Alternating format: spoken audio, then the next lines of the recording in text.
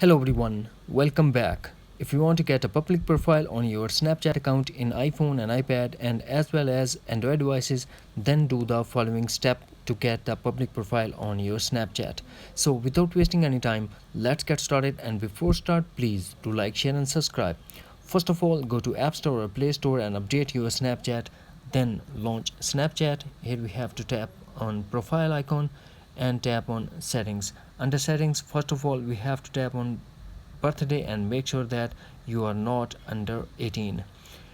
If you are under 18, then change your date of birth. Then go back, scroll, and under privacy control we have to tap on contact me and select everyone.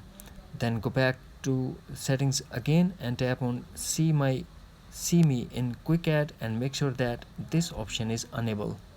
Then go back again, and here we have to tap on view my story and make sure that not anyone is blocked. That's it. Hopefully friends, you found this video helpful, so please do like, share and subscribe. Thanks for watching. Take care. Bye bye.